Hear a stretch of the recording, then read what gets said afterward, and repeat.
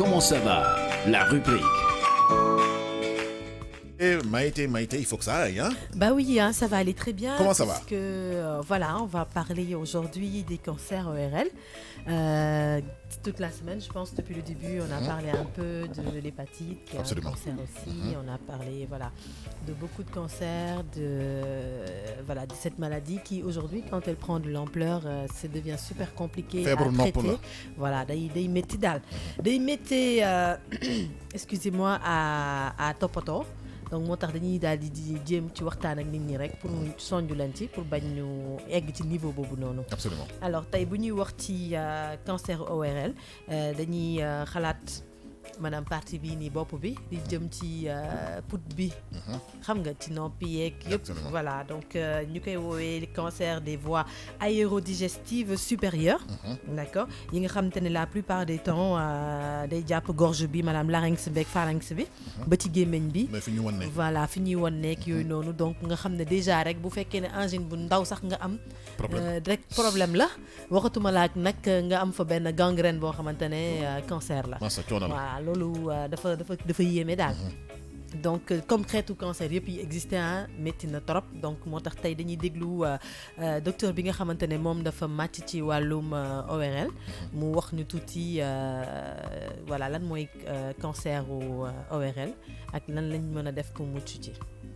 am na benn cër bu féete ci put bi ñu naan ko hypopharynx loolee cancer mën na koo laal li jaaxal sax borom xam-xam yi ci wàllum ORL mooy jamono ji dafa bari loolu lim bi mi ngi commencé jéggi dayoo tax ñu ne faaw ñu waxtaan seeg askan wi professeur Issa Cheikh Ndiaye moom moo jiite service bu ORL bu hôpital Fann di wax moom li mu ci nimiku. mbir mu doy waar la tey soo xoolee cancer de l'hypopharynx mooy hypopharynx mën nañ ne si baat bi lay nekk si gorge bi lay nekk si bolle bi ñu fi ñuy lekkee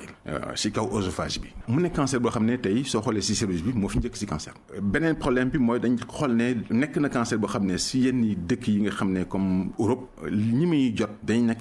ay góor bu pare nekk ñoo xam ne dañ doon naan sangara wala ñu tux cigarette loolu moom lañ xam dem si âge boo xam ne également daanaka dana weesu 60 ans wala dem 70 ans loolu lañ xam si cancer de l'hypopharynx. maintenant soo xoolee li nga xam ne mooy Sénégal tey li ci gën poser problème mooy que ñun dañ gis ne cancer boobu ñi muy gën a jàpp ay jigéen la ñu doon bu pare nekk jigéen ñoo xam ne nag dañu toll si seen digg doole maanaam fanweeri at loolu nag problème la. cancer hypopharynx di jàpp cër bu féete ci put mën naa laal ñëpp bàyyiwul sax tout tànk li a tax ñu war a xam ay mandarga yoo xamante ne mën na koo junju. maanaam cancer boobu moom li muy njëkk andi si nit évidemment dañuy commencé am problème wanaasu maanaam sooy lekk muy métti wala mu mel ni lu xaw baleku wala mu mel ni da nga am yax bu la jam am na ci bari yoo xam ne wala sax mel ni da nga am waxu angine mais angine nag awa soo ko traité day wër soo joxee antibiotique angine vrai angine soo leen joxee antibiotique pendant maximum 5 jours une semaine maximum dañuy wër donc soo amee angine boo xam ne maanaam day dem di dikk nga dem ñetti yoon si médecin bi mu joxal antibiotique xamal ne am na lu ko lal si suuf léeg-léeg mu am xeribaat jékki-jékki am ganglion maanaam benn boule benn xeribaat loolu également war na mën a alerter nit ki wala sa nopp di métti fekk nag cancer bi ci gorge bi mu am relation ci nerf yi ba ci nopp bi. voilà donc voilà comme ni nga ko déggee donc déjà rek comme ni ma waxoon sànq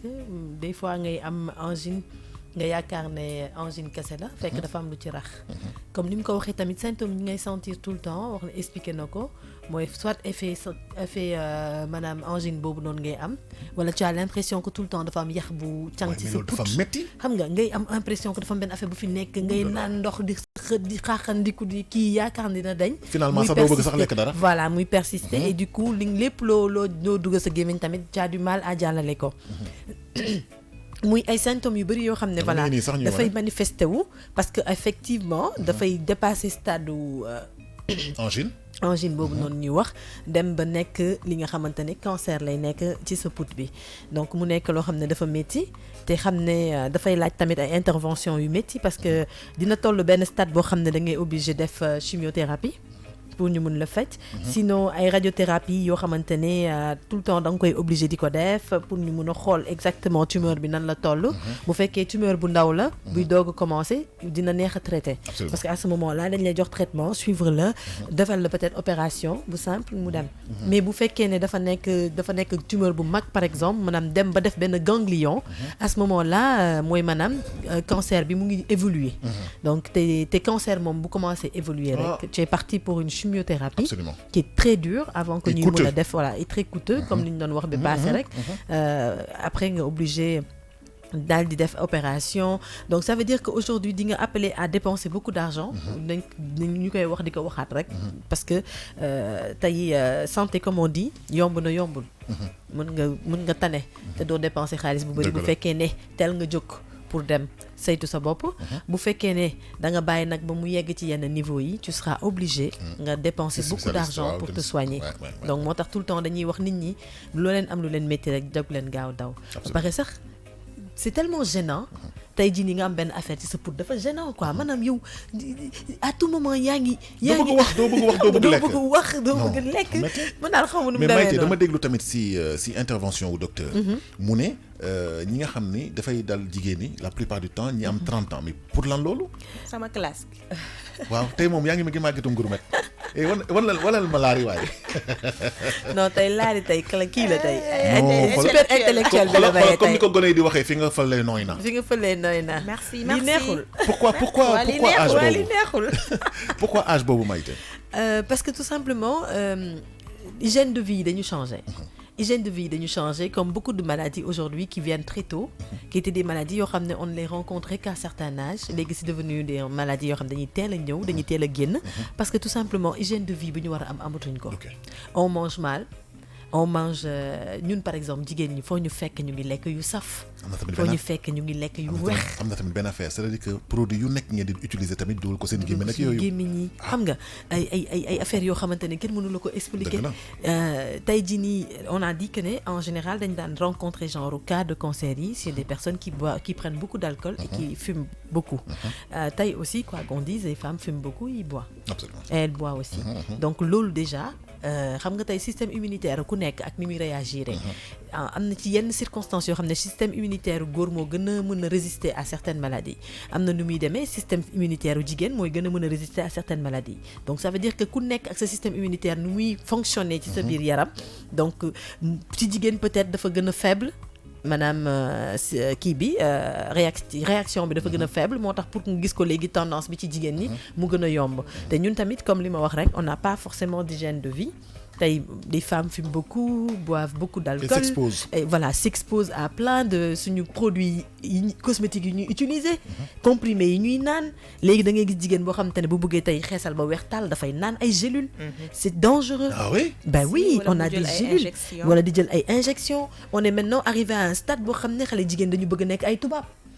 comprendre nga pour nekk ay tubaab dañuy obligé non c'est que suñu dafa neex trop am na ñaar ñoo xamante ne comme xaj ak muus mi léegi doy na waar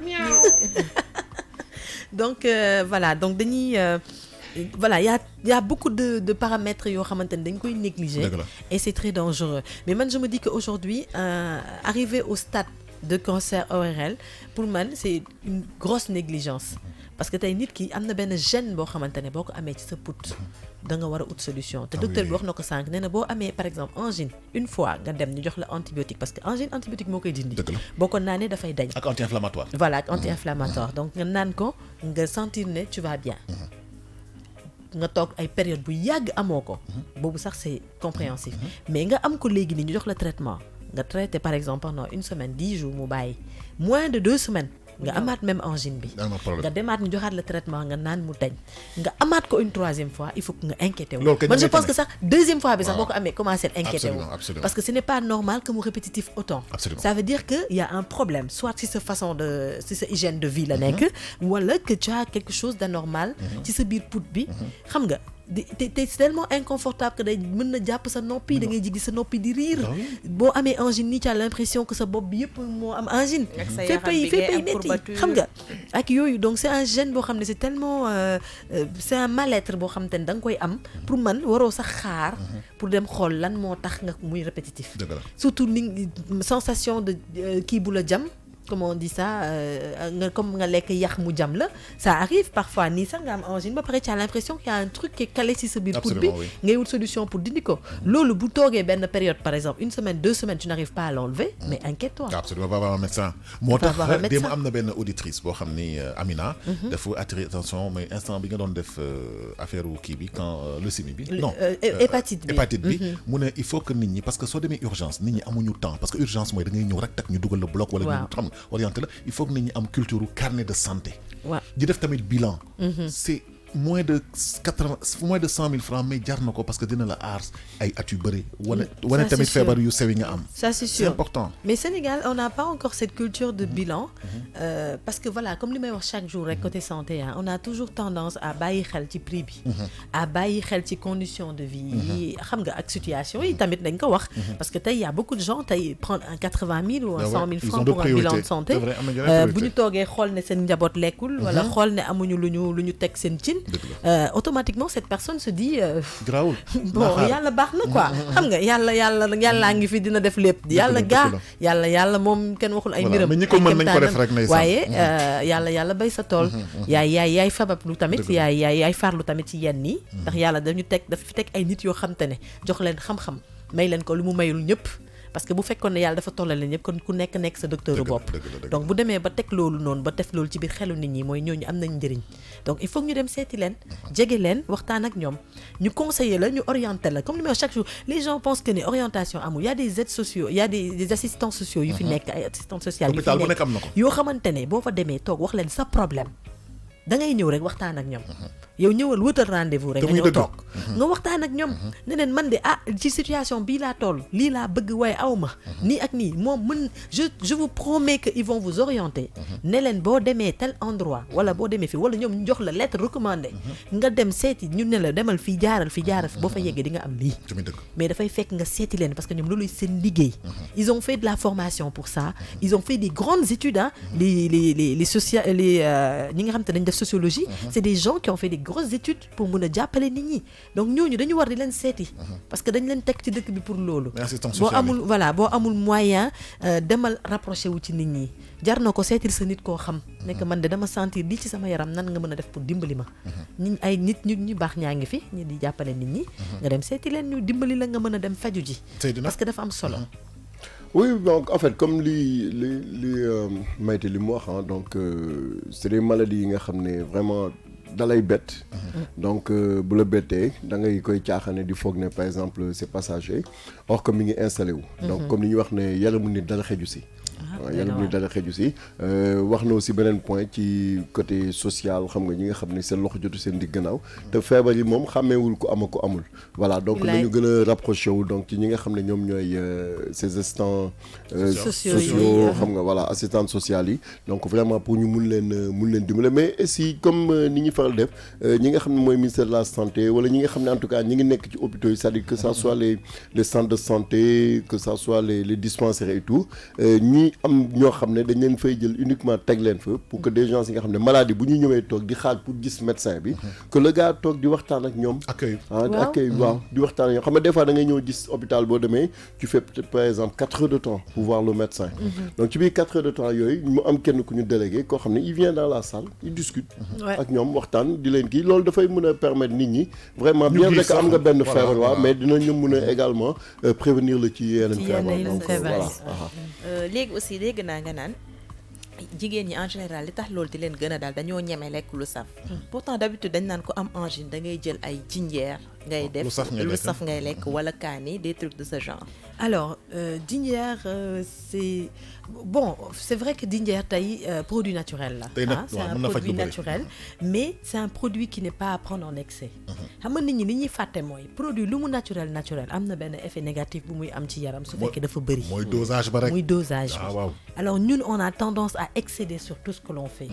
ñun lépp lu ñuy def ñun jigéen ñi dañ ciy xër comprendre nga nekk ci nag ne duñu bàyyi sama genre gi je peux manger des maddes toute l'année madd bu ñor beek bu ñorul beek